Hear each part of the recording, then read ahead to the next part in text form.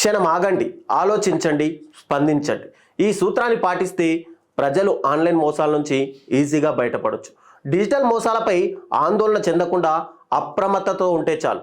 పోలీసులమని, CBI అధికారులమని, narcotics విభాగాధికారులమని, RBI నుంచి మాట్లాడుతున్నామంటూ నమ్మబలికి వ్యక్తిగత విషయాలను అడుగుతారు.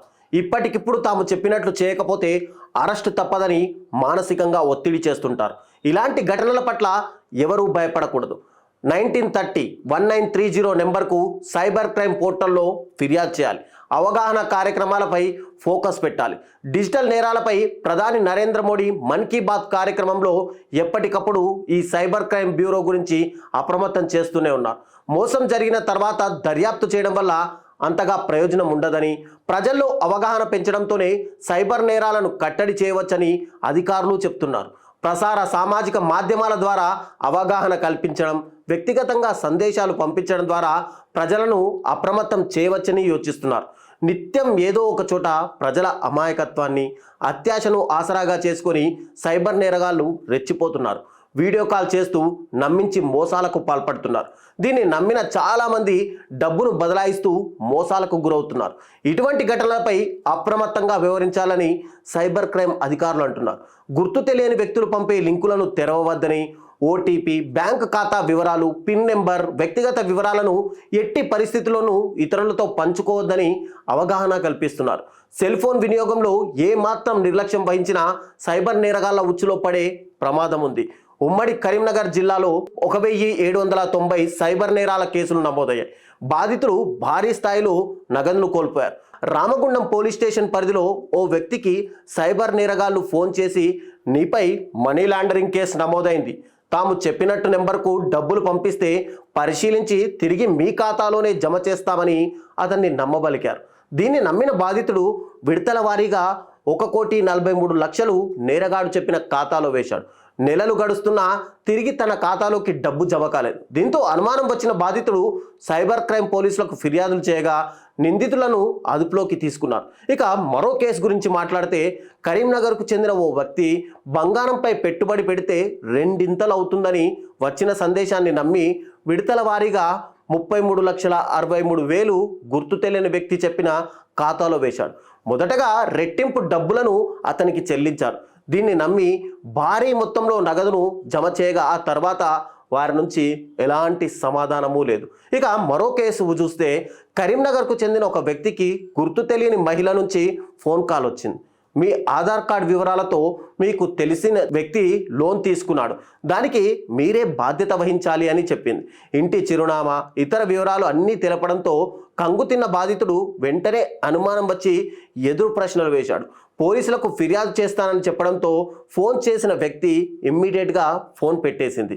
ఇక ఇంకో కేసు చూస్తే, గోదావరి ఖనికి చెందిన ఓ వ్యాపారి తన సెల్ ఫోన్కు వచ్చిన లింకును తెరవగానే తన ఖాతాలోని డబ్బు సైబర్ నేరగాడి ఖాతాలో జమైంది.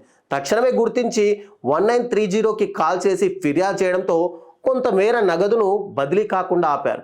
ఇదే తరహాలో ఓ సింగరేణి ఉద్యోగి నుంచి కూడా డబ్బును సైబర్ నేరగాళ్లు ఇలాగే బదలాయించుకున్నారు. ఇక ఇటీవలి కాలంలో అందరూ స్మార్ట్ ఫోన్స్ వాడుతున్నారు. ముఖ్యంగా ప్రతి ఒక్కరి స్మార్ట్ ఫోన్లో ఖచ్చితంగా వాట్సాప్ అనేది ఉంటుంది. అయితే ఇటీవల కాలంలో స్కామర్లు వాట్సాప్కు కూడా లింకులు పంపి దాని ద్వారా కొత్త మోసాలకు తెరదీస్తున్నారు. హర్యానాలోని పంచకులలో డిఎల్ఎఫ్ వ్యాలీ నివాసి మహేంద్ర సింగ్ అనే రిటైర్డ్ బ్రిగేడియర్కు స్టాక్ మార్కెట్కు పెట్టుబడులకు సంబంధించి ఒక వాట్సాప్ నోటిఫికేషన్ వచ్చింది. అందులో అతని స్టాక్ మార్కెట్లో పెట్టుబడి పెట్టడానికి కొన్ని చిట్కాలను కూడా చూపించారు. అదే మెసేజ్లో యాప్ లింకు కూడా ఇచ్చారు. అయితే ఆ లింకు నుంచి యాప్ డౌన్లోడ్ చేసుకోమని అడగగానే అక్కడి నుంచి యాప్ డౌన్లోడ్ చేసుకోవడం ద్వారా స్టాక్ మార్కెట్ నుంచి అదనపు ఆదాయం కూడా వస్తుందని అతను అత్యంత ఆశతో ఆ లింకును క్లిక్ చేయడంతో 4,20,00,000 నష్టపోయాడు. మహేంద్ర సింగ్ తన వాట్సాప్కి వచ్చిన మెసేజ్ నమ్మి ఆ లింకును క్లిక్ చేసి వారు సూచించిన యాప్ను డౌన్లోడ్ చేశాడు. మొదట 1 కోటి అంటే సుమారు 1,25,000 అమెరికన్ డాలర్లను దాంట్లో పెట్టుబడి పెట్టాడు. తర్వాత అతని భార్య కూడా అందులోనే పెట్టుబడి పెట్టింది. మొత్తం ఇద్దరు కలిపి 5,30,000 యుఎస్ డాలర్లను అంటే మన డబ్బుల్లో చూసుకుంటే 4,20,00,000ని పెట్టుబడి పెట్టారు. అయితే పెట్టుబడిపై లాభాలను యాప్లో క్లియర్గా మెన్షన్ చేయడంతో మహేంద్ర సింగ్ సైతం ఆ యాప్ను నిజమనే నమ్మాడు. అయితే తన పెట్టుబడిని వెనక్కి తీసుకోవాలనుకున్నప్పుడు మాత్రం మోసగాళ్ళు విత్డ్రా కోసం 65 లక్షలు డిమాండ్ చేశారు. ఇక ఆ యాప్పై అనుమానం రావడంతో తాను మోసపోయానని గ్రహించి హర్యానా సైబర్ క్రైమ్ పోలీసులకు ఫిర్యాదు చేశాడు. ఫిర్యాదు అందుకున్న హర్యానా పోలీసులు దర్యాప్తు ప్రారంభిస్తే ఇక్కడ ఒక షాకింగ్ నిజాలు కూడా తెలిసాయి. ఈ స్కాము పెద్ద అంతర్జాతీయ కుంభకోణంలో భాగంగా తేల్చారు. ఇక సైబర్ క్రైమ్ సూత్రధారులు అటు యునైటెడ్ స్టేట్స్, యునైటెడ్ కింగ్డమ్లలో వాళ్ళు అక్కడి నుంచి కార్యకలాపాలు చేస్తున్నారని కూడా గుర్తించారు. హైదరాబాద్కు చెందిన 63 ఏళ్ల వ్యక్తి ఓ వాట్సాప్ గ్రూప్ ద్వారా నిర్వహించిన మోసపూరిత స్టాక్ మార్కెట్ స్కీమ్కు ఇక్కడ బలయ్యాడని చెప్పుకోవచ్చు. వాట్సాప్ గ్రూప్లో షేర్ చేసిన లింకుల ద్వారా సెషన్లు నిర్వహిస్తామని చెప్పడంతో స్టాక్ మార్కెట్లో పెట్టుబడిపై అతడికి కూడా ఆసక్తి ఉండడంతో ఈ క్లాస్లో అతను జాయిన్ అయ్యాడు. దీంతో బాధితుడిని స్క్రైరిమ్ క్యాపిటల్ అనే ప్లాట్ఫామ్ ద్వారా పెట్టుబడి పెట్టమని చెప్పడంతో ఈ వ్యక్తి కూడా అలాగే పెట్టుబడి పెట్టాడు. మొదట్లో బాధితుడికి చిన్న చిన్న మొత్తాల్లో పెట్టుబడికి లాభాలు ఇచ్చారు. ఆ తర్వాత ఇంకా ఎక్కువ లాభాలు రావాలంటే ఎక్కువ పెట్టుబడి పెట్టాలనే ఆశతో వాళ్ళు చెప్పడంతో ఆ కోరికతో 50 లక్షల రూపాయలు పెట్టుబడి పెట్టాడు. అయితే ఆ వెబ్సైట్ ద్వారా బాధితుడు తన లాభాలను తీసుకోవాలని అనుకున్నప్పుడు మాత్రం అది సాధ్యం కాలేదు. దీంతో బాధితుడు తాను మోసపోయానని గ్రహించి సైబర్ క్రైమ్ పోలీసులను ఆశ్రయించాడు. స్కామర్లు మీరు తప్పు చేశారు అంటూ మీపై అభియోగం వచ్చింది అంటూ సైబర్ క్రైమ్ లెటర్స్ పంపిస్తారు. వాటికి రిప్లై ఇచ్చిన వెంటనే స్కామర్లు అసలు కథ ఇక్కడనే మొదలు పెడతారు. ఈ లెటర్లను సెంట్రల్ బ్యూరో ఆఫ్ ఇన్వెస్టిగేషన్ అంటే సిబిఐ మరియు ఇండియన్ సైబర్ క్రైమ్ అంటే I4C వంటి ప్రధాన ఇన్వెస్టిగేషన్ సెంటర్ల నుంచి వచ్చినట్లు వాటిని మనకు పంపుతున్నారు. నెక్స్ట్ కొంతమంది చూసుకుంటే life time free credit card కూడా ఇస్తామని సైబర్ నేరగాళ్ళు ఓ ప్రైవేటు వ్యక్తికి ₹1,00,000 అంటే 1,450,000 దోచుకున్నారు. ఇది ఎక్కడో కాదు, హైదరాబాద్ సెంటర్లోని ఎల్బీ నగర్ పిఎస్లో చోటు చేసింది. మన్సూరాబాద్ శ్రీనివాస్ నగర్లో ఉండే కోటి చంద్రకాంత్ అనే ఒక ప్రైవేట్ ఉద్యోగి ఈ నెల 16వ తేదీన గుర్తు తెలియని వ్యక్తి నుంచి అతడికి ఫోన్ వచ్చింది. అతని పేరు చిరంజీవి అని, ఏయూ స్మాల్ ఫైనాన్స్ బ్యాంక్ నుంచి మాట్లాడుతున్నానని తనకు తాను పరిచయం చేసుకున్నాడు. ఆ బ్యాంక్ నుంచి ఎలాంటి మాన్యువల్ రుసుములు లేకుండా ఉచితంగానే క్రెడిట్ కార్డు ఇస్తున్నామని చెప్పి అతను ఫోన్లో నమ్మబలికాడు. దీంతో అతడిని Chandrakant Aadhaar card number, PAN card number తదితర వ్యక్తిగత సమాచారాలు మొత్తం అతనికి ఇచ్చేశాడు. ఇక గుర్తు తెలియని వ్యక్తి లింక్ పంపి దాని ద్వారా క్రెడిట్ కార్డు కోసం వాట్సాప్లో దరఖాస్తు చేసుకోవాలని చెప్పడంతో చంద్రకాంత్ మరిన్ని వ్యక్తిగత వివరాలు కూడా అతనికి షేర్ చేశాడు. ఆ తర్వాత గుర్తు తెలియని వ్యక్తి ఓ యాప్ను డౌన్లోడ్ చేసుకోమన్నాడు. అక్కడికి కూడా చంద్రకాంత్కి అనుమానం రావడంతో అతడు క్రెడిట్ కార్డ్ ప్రాసెస్ కోసం సార్ ఇదంతా అంటూ కొత్తగా నమ్మబలికాడు. ఇక బ్యాంకు ఖాతాకు లింక్ అయిన మొబైల్ నెంబర్ సహా డెబిట్ కార్డ్ వివరాలను, ఫోన్ వచ్చిన ఓటీపీ గుర్తు తెలియని వ్యక్తికి టోటల్గా షేర్ చేస్తూ వచ్చాడు.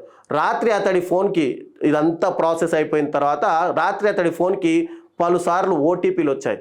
ఏవి మొత్తము ₹1,450,000 నుంచి తన ఖాతా నుంచి బదిలీ అయినట్టుగా మెసేజ్లు మొత్తం వచ్చాయి. వెంటనే తన డెబిట్ కార్డును బ్లాక్ చేశాడు. బ్యాంక్ అధికారుల సూచనతో పోలీసులకు ఫిర్యాదు చేశాడు. కానీ అప్పటికే జరగాల్సిన నష్టం జరిగిపోయింది. ఒక బాధిత మహిళకు cyber cheaters union bank of India ఉద్యోగి అంటూ ఫోన్ చేశారు. ఇక క్రెడిట్ కార్డ్ అప్డేట్ చేసుకుంటే 5 లక్షల లిమిట్ ఇస్తామని నమ్మించారు. ప్రాసెస్ చేయడానికి ఆమె వాడుతున్న పాత క్రెడిట్ కార్డ్ వివరాలను, కార్డు ఫోటోతో పాటు ఓటీపీ వివరాలను కూడా సేకరించారు. కొద్దిసేపటికే బాధితురాలికి యూనియన్ బ్యాంక్ కస్టమర్ కేర్ నుంచి కాల్ చేసి బిల్లు 2,29,180 వచ్చిందని అస్సలు కాల్ సెంటర్ వాళ్ళు కాల్ చేసి తామే పేరు మీద వర్చువల్ క్రెడిట్ కార్డ్ జారీ అయిందని, నగదు డెబిట్ చేశారని వివరించారు. స్కామర్లు మోసగించినట్టు గుర్తించిన బాధిత మహిళ సైబర్ క్రైమ్ పోలీసులకు ఫిర్యాదు చేసింది. కానీ అప్పటికే జరగాల్సిన నష్టం జరిగిపోయింది. మీకు పెళ్లి కార్డు పంపినట్టు ఒక కార్డ్ని వాట్సాప్లో మెసేజ్ లాగా వస్తుంది. ఆ వెడ్డింగ్ ఇన్విటేషన్ చూడడానికి ఒక లింక్ క్లిక్ చేయమని అక్కడ మెసేజ్ ఉంటుంది. ఆ లింక్ను క్లిక్ చేస్తే అది మాల్వేర్లని డౌన్లోడ్ చేస్తుంది. మీ ఫోను డేటాను కూడా టోటల్గా చోరీ చేస్తుంది. మీ వ్యక్తిగత ఆర్థిక వివరాలను సేకరించి బ్యాంకు ఖాతాను పూర్తిగా ఖాళీ చేస్తారు. ఇక నెక్స్ట్ ఇప్పుడు ఇది మెయిన్ ఈ మధ్య కాలంలో రీసెంట్గానే మనం చూసుకుంటే ఆంధ్రప్రదేశ్లో సంబంధించిన వ్యక్తికి కూడా ఇది జరిగింది. ఇది వర్చువల్ అరెస్ట్ స్కామ్. ఇప్పుడు ఇది బాధితుల సంఖ్య తీవ్రంగా పెరిగింది. సైబర్ నేరగాళ్ళు ఒక కొత్త నెంబర్ నుంచి ఫోన్ చేసి తమకు తాము పోలీస్, ఈడీ, కస్టమ్స్ అంటూ కొత్త కొత్త పేర్లతో అధికారులుగా పరిచయం చేసుకుంటారు. మీరు నేరం చేసినారు అంటూ బెదిరిస్తారు. నేరం నుంచి బయటపడాలంటే డబ్బులు పంపించాలని చెప్పి డిమాండ్ చేస్తారు. అంతవరకు ఎవరితోనూ మాట్లాడకూడదని చెప్పి కూడా భయపెడతారు. ఇలా అందినంత డబ్బులు దండుకొని సొమ్ము చేసుకుంటారు. ఇక సోషల్ మీడియా ద్వారా జరిగే మోసాల సంఖ్య ఈ మధ్య మరీ విపరీతంగా పెరిగిపోయింది. మోసగాళ్ళు సోషల్ మెసేజింగ్ ఛానల్స్లో స్నేహితులు, బంధువుల పేర్లతో ఫేక్ అకౌంట్లను కూడా క్రియేట్ చేస్తారు. తాము కష్టాల్లో ఉన్నామని, డబ్బు పంపించి దయచేసి సహాయం చేయాలని, తమను ఆదుకోవాలని కోరుతారు. ఇలా నమ్మబలికి అందిన కాడికి ఆ డబ్బును దండుకుంటారు. కొంతమంది ఆధార్ ఎనేబుల్డ్ పేమెంట్ సిస్టమ్ని ఆర్థిక మోసాలకు పాల్పడుతున్నారు. నేరస్తులు బాధితుల ఆధార్ బయోమెట్రిక్ డేటాను ఉపయోగించి వారి అనుమతి లేకుండానే బ్యాంక్ అకౌంట్ నుంచి క్యాష్ కూడా విత్డ్రా చేసుకుంటున్నారు. మీ అనుమతి లేకుండా ఏఈపిఎస్ ట్రాన్సాక్షన్ను నిరోధించడానికి మీ ఆధార్ బయోమెట్రిక్ని లాక్ చేయండి. ఇందుకు యుఐడిఏఐ వెబ్సైట్లో మై ఆధార్ అనే విభాగానికి వెళ్ళి మీ బయోమెట్రిక్స్ని లాక్ చేయండి. అపరిచితులు ఫోన్ చేసి ఏదైనా యాప్ లేదా సాఫ్ట్వేర్ని ఇన్స్టాల్ చేయమని కోరితే నెమ్మదిగా తిరస్కరించండి. క్యూఆర్ కోడ్ స్కాన్ చేసి మాత్రమే డబ్బులు చెల్లించండి. తెలియని వ్యక్తి మీకు పొరపాటున డబ్బు పంపిస్తే ఆ డబ్బును వెనక్కి పంపించే ముందు నిపుణుల సలహాలను తీసుకోండి. లేదంటే మీ డేటా భద్రతకు ముప్పు కూడా వాటిల్లే ప్రమాదం ఉంది. పిఎం కిసాన్ పథకానికి సంబంధించిన డబ్బులు జమ వివరాలు తెలుసుకోవాలంటే ఈ యాప్ని ఇన్స్టాల్ చేయాలని చెప్పి కోనరావుపేటకు చెందిన ఇద్దరు, మంగళ్ళపల్లికి చెందిన ఒక రైతుకు వాట్సాప్ లింక్ వచ్చింది. దాన్ని ఓపెన్ చేయగానే ముగ్గురి ఖాతాల్లో నుంచి 32,000, 52,000, 70,000 చొప్పున కట్ అయ్యాయి. దీంతో బాధితులు సంబంధిత బ్యాంకు వెళ్ళి విషయాన్ని అధికారులకు తెలిపారు. వారు పిలిపించి ఖాతాల్లో నుంచి డబ్బు బదిలీ అయ్యాయన్నారు. ట్రాన్స్ఫర్ అయిన ఖాతా నుంచి సైబర్ నేరగాళ్లు అప్పటికే డబ్బులు తీసేసుకున్నారని, తామేమీ చేయలేమని బ్యాంక్ అధికారులు పేర్కొన్నారు. కాబట్టి తస్మాత్ జాగ్రత్త. ఖచ్చితంగా మిమ్మల్ని డిజిటల్ అరెస్ట్ అయ్యారని చెప్పి, లేదంటే మీకు తెలియని బంధువులు కాల్ చేసి డబ్బులు వసూలు చేసినట్టయితే, లేదంటే కొత్తని వాట్సాప్ లింక్ ఏదైనా ఓపెన్ చేయమని మిమ్మల్ని అడిగినా, లేదంటే మీరు గేమింగ్లో నిష్ణాతులై ఉంటే మీ స్క్రీన్ షేర్ చేయమని అడిగినా, వీటన్నింటిని కూడా ఇమ్మీడియట్గా నిరోధిస్తూ ఎప్పటికప్పుడు మీకు ఏదైనా డౌట్ ఉంటే 1930 నెంబర్కి కాల్ చేసి అటు సైబర్ క్రైమ్ నిపుణులకు మీరు ఇమ్మీడియట్గా ఫిర్యాదు చేయండి.